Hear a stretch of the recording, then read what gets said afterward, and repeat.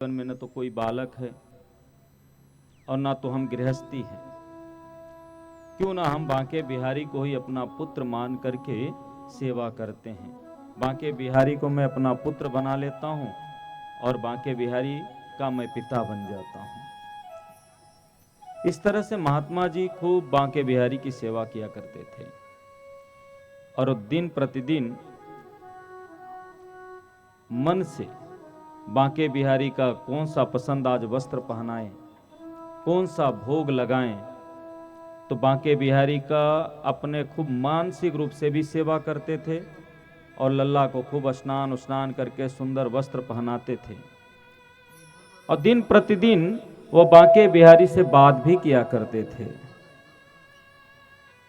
और मानसिक रूप से बात भी करते थे और बांके बिहारी को क्या पसंद है क्या नहीं पसंद है वो पूछा करते थे और बांके बिहारी के इतने सेवा में व्यस्त रहा करते थे कि संसारिक प्रपंचों से काफी दूर रहा करते थे। एक दिन बाबा को लगा कि मुझे काशी में जा करके गंगा जी का स्नान करना चाहिए। सुना है कि काशी में अगर व्यक्ति स्नान कर ले तो उसे मोक्ष की प्राप्ति हो जाती है। तो बाबा ने अपने शिष्यों से कहा कि मैं गंगा जी में स्नान करना चाहता हूं, काशी में आकर स्नान करना चाहता हूं। इस तरह महात्मा जी मन में विचार किए तो जितने भी शिष्य थे उन शिष्यों ने कहा कि महाराज जी आप जब आए मैं आपको गंगा जी में स्नान जरूर कराऊंगा।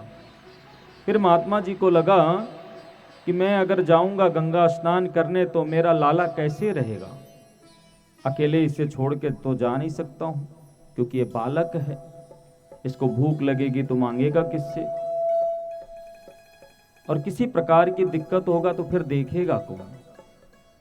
तो इसलिए बाबा काशी स्नान करने नहीं गए। ऐसे दिन प्रतिदिन महात्मा जी बांके बिहारी का खूब सेवा करते थे।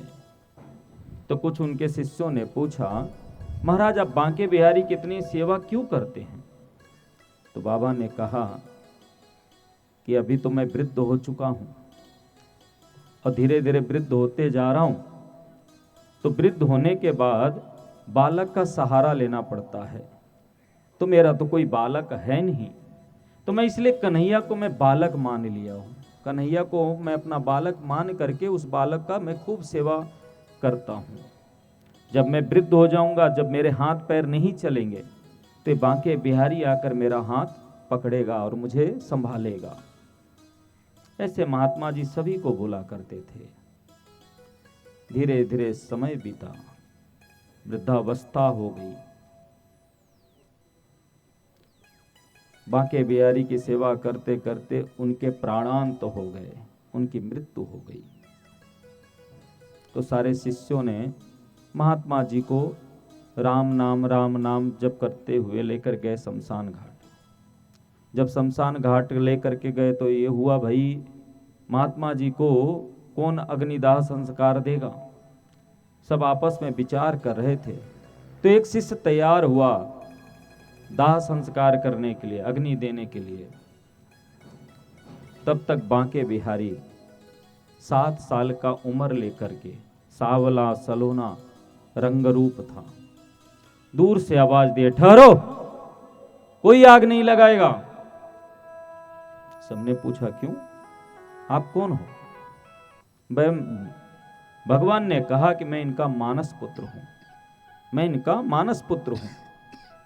सबका मानो मति इतना, मति सबका इतना, किसी को ये ज्ञात नहीं था कि कौन आया, क्या कर रहा है, क्या नहीं कर रहा है। सबका भगवान ने मति ही मार दी। बांके बिहारी गंगा जल लेकर के कंधे से जा रहे थे। 100 को उतरवाए, उनको स्नान कराए, चंदन लगाए, पुष्प चढ़ाए, फिर उनको रख करके दाह संस्कार कराया गया।